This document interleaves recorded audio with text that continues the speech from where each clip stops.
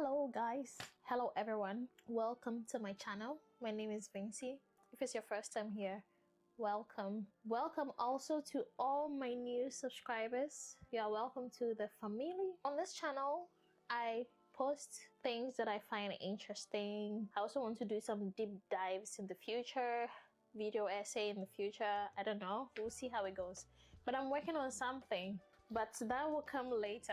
I'm still doing my research on that. I'm going to share that when it's ready.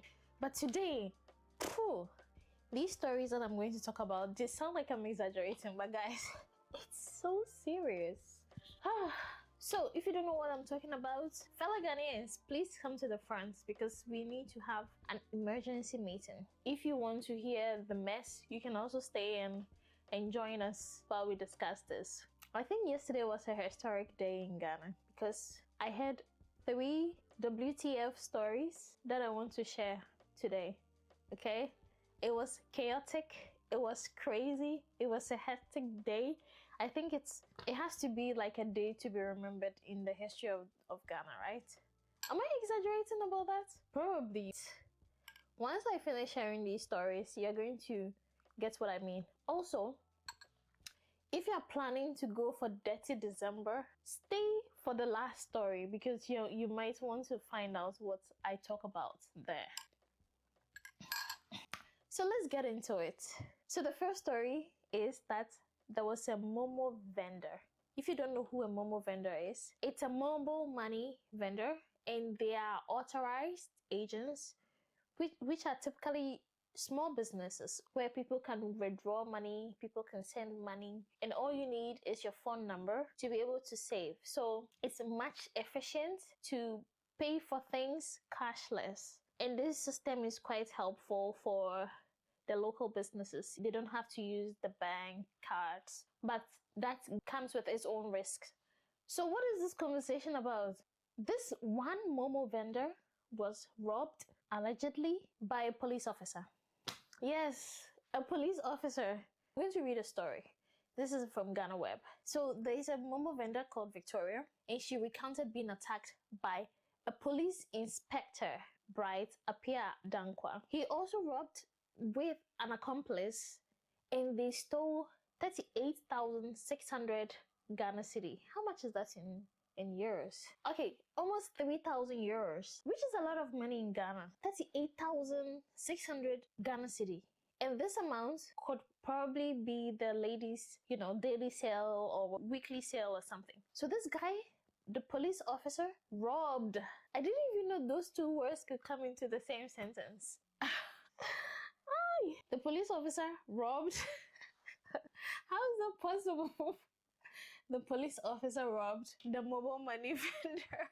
It's incredible. She was attacked in broad daylight when she was working at the shop. And this happened in Kumasi, by the way. According to her, the suspect arrived on a motorbike and initially attempted to involve her in a suspicious mobile money transaction before pulling the rat-ta-ta-ta-ta. When she found that it was suspicious, she refused to do the transaction for them. She later explained that the suspect later called someone and spoke briefly before they approached her shop again. But what the police officer didn't know was that this lady was smart.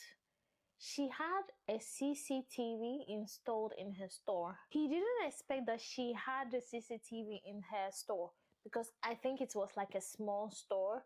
And most of the time when you think about CCTV, you're thinking about a big bank or like a big store. So maybe in his head, the mobile money lady didn't have a camera. But the camera captured everything. I'm going to try to find the video and post it here. And he pulled out the rat-ta-ta-ta and demanded that she gives him all the money. The worst thing about this is that she had a child while being robbed. So according to her, they stole 38,600 Ghana cedi. She said that the robber had robbed other vendors before approaching her. On the same day, this police officer allegedly robbed 3 mobile money vendors. So how did they find this guy? When she went to report to the police, they showed her a picture and she confirmed that, oh yeah, this is the guy. And then they found out that the guy was a police inspector. See, God does not like evil. The thing that got him caught was that when he was trying to rob the lady, he left his phone. Idiots! He left his phone at the scene of the crime. What the and yeah, that's how he was caught. And this story, I was wondering, how did we get here? You are the police, you're supposed to protect people, and he's an inspector. As an inspector, I expect that you know way more on how to deal with a crime scene, and maybe that's why they joined the police, because they think they can know the system inside out, but they're only human, and eventually they find themselves in trouble. That was the first story that I saw on the internet, right? So I was just going about my day, and then I saw another news. I was like, huh? What is happening? I went to the other news websites. They don't give details because I think that they are allegations. They haven't confirmed the sources. But when you go to Ghana Web, for some reason, they give more details. I don't know why. The second story, it's about a member of parliament. He contested as an independent candidate for one district in Ashanti region. By the way, the first story I covered was in the Ashanti region. This is also about someone from the Ashanti region. This guy is called Ohene Kwame Frimpong. And yesterday, it was reported that he was retained in Schiphol in the Netherlands. I was like, what? A member of parliament arrested at the airport, allegedly? I'm going to read the article from Ghana Web. According to sources familiar with the matter, the MP is being investigated over alleged financial crimes. Wow, surprise. Surprise. Member of parliament being investigated for financial crimes, allegedly, including money laundering and suspected romance scams involving an estimated amount of $32 million. Huh? This is not 38,000 Ghana city like the first story I talked about. Usually when it comes to politicians, stolen money goes in dollars. That's for sure. But also this romance scam, recently there was some arrests related to this romance scam. And there's this popular celebrity who was recently released linked to romance scams in the US. So if you are doing romance scam, you know they're going to catch you, right? They're going to catch you. It's I need to take a sip of water because the madness is too much. So these people, once you start doing the scam, they are tracking you because according to sources, the investigation into the allegations had spanned more than a year. They are watching like more than a year. Apparently, this case is also allegedly, okay? All the things I'm talking about are all alleged. They can only be proven in the course of law. They are all alleged, okay? It's been reported that the case forms part of a wider international investigation being coordinated by law enforcement agencies across multiple jurisdictions. Nowadays, your information is highly accessible. So the past when people were getting away with this romance scams and all these activities, it was easier, but now they are going to catch you. You cannot hide because your digital footprint is all over the place and they're able to trace the location and you cannot get away with this. If what he's done allegedly happened, then he's screwed because they have been tracking him for a year. So they probably have a lot of evidence allegedly against him. For them to arrest him, definitely. And the thing too is, if he was still in Ghana, he probably would find a way to like go around the system. But he wasn't arrested in Ghana, he was arrested here. And if you have been arrested here, they have a lot of evidence. They don't just get up and arrest you. They have to have a ton of evidence. I don't know how they're going to deal with this, but this is the first time I've heard of a politician from Ghana being arrested outside the country. So they said that the government is working, the missions in Den Haag is working to be able to release the guy. So we'll see how it goes. That's some really serious allegations. But actually I have to say something because apparently he was a independent candidate. And usually for elections, these politicians spend a lot of money. And sometimes the money allegedly come from certain sources or funded by certain people. So I don't know. I don't know how this happened. So we'll see how the story progresses. Whew. For the last story, I need to take a break first. Whilst all these things are going on, like the first story, the second story, I was like, what the fuck is going on? And then the bombshell, actually, before the story broke, there's this Nigerian actor who died, may his soul rest in peace. So I saw people writing like, what the WTF, broken hearts and stuff like that. So I was like, okay, maybe these people are writing these on the streets of Twitter because this guy had passed away, right? No, it was something much crazier. Guys, yesterday somebody was arrested. Someone who I've never heard of. To be honest, I'm always on the streets of Twitter, but I've never heard of this guy. I had no idea who this person was. So everyone was like, oh my god, what happened? This guy was arrested. How is that possible?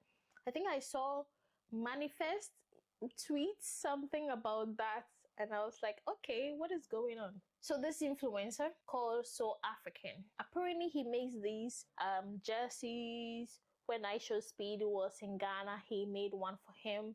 And I think some of the influencers also wear his brand. And now that I know who he is, I see some of his jerseys around, on the internet, on the streets of Twitter. So this guy's name is Joseph Kojo Anane Boateng. He owns a brand, like he makes jerseys, merchandise for celebrities, and he has this distinctive style, right? According to what Ghana Web is saying. I actually went to his Instagram to just look at, the brand. He has this signature hat that he wears. So why was this guy arrested, you may ask? Guys, let me read it verbatim so that you understand the gravity of the situation. He was picked up on Monday, on 6th of May, during a joint intelligence-led operation involving the CID, Cybercrime Unit, and the Bureau of National Investigation, BNI. If BNI is arresting you, you are in some shit ton of trouble. And the BNI works with international police. So the guy, they said the investigation indicted the suspect of running a Telegram platform called VIP Sleep 2025. So she said allegedly the suspect used drugs identified as alprazolam, commonly known as Xanax. She don't want Xanax to be better. I think it's for like antidepressants. To allegedly sedate unsuspecting women before them. Yeah, this guy, the influencer, that was what he was doing, allegedly. And wait, after doing that, it even gets worse. Women is the worst thing that can happen, right? But then he adds a cherry on top. He shares the videos online without their consent, obviously. What the? That's so fucked up. According to the police, the investigation began after a complaint was filed through Interpol in Australia. So, from what the streets are saying, the street of Twitter, I spend a lot of time on Twitter, unhealthy amounts of time. According to the streets of Twitter, some of the ladies saw themselves in those videos and then informed the police. And the Interpol police in Australia coordinated the efforts to arrest this guy. Can you believe it? Like, oh my god. So, obviously, once this news came, I was going through all the trenches to find out information because that's what I like to do. So the guy is considered an East Legon businessman, okay? And this guy, he's like apparently like the king of the nightlife in East Legon. And they have a lot of parties. There was recently an exclusive party that was supposed to happen. I don't know if it was at a lunch or something. And this guy was also invited to this exclusive party by Black Voter. Apparently, there's some scandal also brewing over at the Black Voter. Yeah, it's called Black Voter. I don't want to touch it. It's just too much. Anyways, once this arrest happened, actually the first tweet I saw was Black Voters accounts had written this news with a broken heart. And then someone responded to this tweet and said, same way you posted his nameplate in your exclusive private club that we are not invited to, please post the article and his name too. Thank you.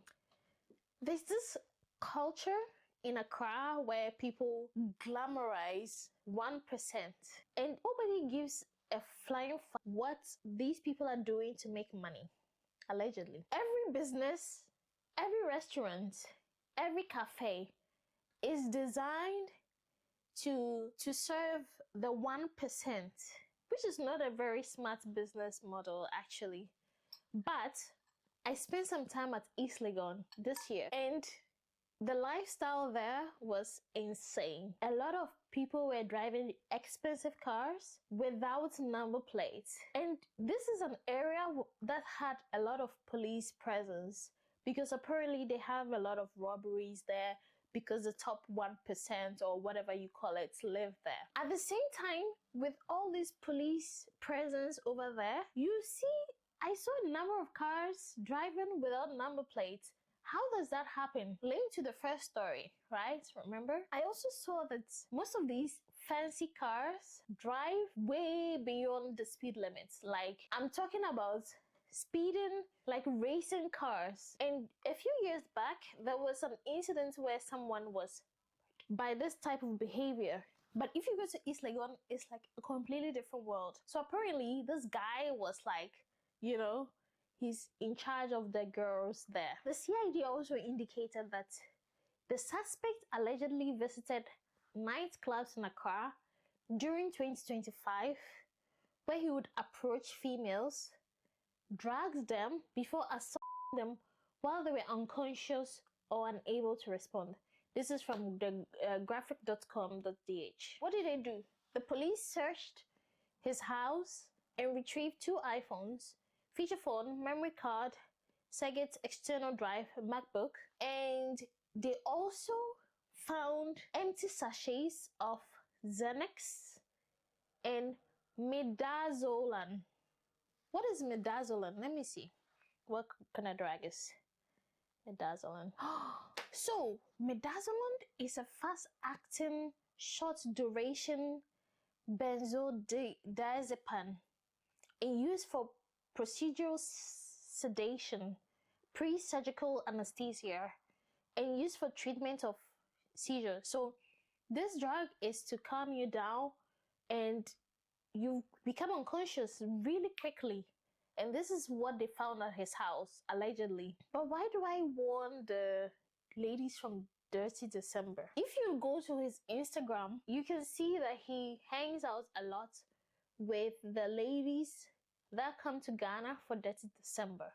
As this story is going about on the street of Twitter, there was something that really blew my mind.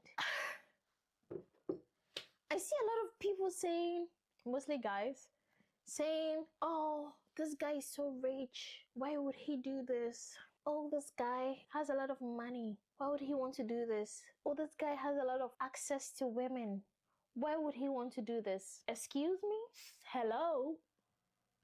We were here when the ex-Epstein file came about. Look at the people that were on the files. Look at all these politicians, all the mega rich people were all there. So this guy is not Elon Musk rich. He's not Jeff Bezos rich. He's not that rich. Okay? So talking about rich, it's even the Diddler. Remember the guy? He had all the money, but he still did what he did. So talking about, oh, the women like money, so he must have had access to a lot of women. That's not You guys, people are doing crazy things regardless of that. Oh, he's a DB, why would he want to sell the videos? Guys, he's not Elon Musk, okay? Um, he's not a Ghanaian. I don't know if he's a Ghanaian millionaire, but he's not a millionaire for you to say that. Why would he want to make more money?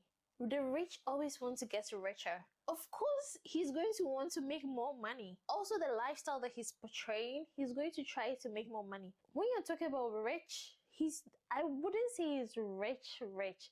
Okay, this is coming from someone who is not rich at all, okay? But the point is, this guy is not as rich as you guys are saying he is. So even if he is, does it mean that it will make more sense if poor people were doing that? Wouldn't it make more sense that the rich people are rather doing that if we are considering him as rich? So that excuse is so weak. Please, there's no justification for what he did. Someone even said, let me see. A lot of people were crashing out on the timeline, and I was like, what? Oh, that guy needs to see a psychiatrist. He obviously not doing it for money. That kind of behavior is not normal. What do you mean he's not doing it for money? The guy is not Jeff Bezos, okay? So of course he's doing it for money, first of all. And secondly, for his sick, twisted ways. Your perception of rich is so skewed because the guy is not as rich as you say he is, okay? Of course, richer than me, probably, but that's not the point. That's not the point. And then this guy came and said, fellas are getting laid for less. Like, that is so dehumanizing to the women. Let me finish reading. Fellas with no motion, no money, no steez, no success, no fame, etc. So tell me, why the flipping heck are you the complete opposite from a well-to-do family engaging in this BS? Are you saying only poor people should be doing that? Like, you are talking as if you've not seen the news. Like, oh, I was on Ireland recently. Didn't you hear the story? So what are you talking about? Guys, please wake up. Like Wendy Shea said, hey girl. You would rationalize this because poor people are doing it. And this is the thing, right?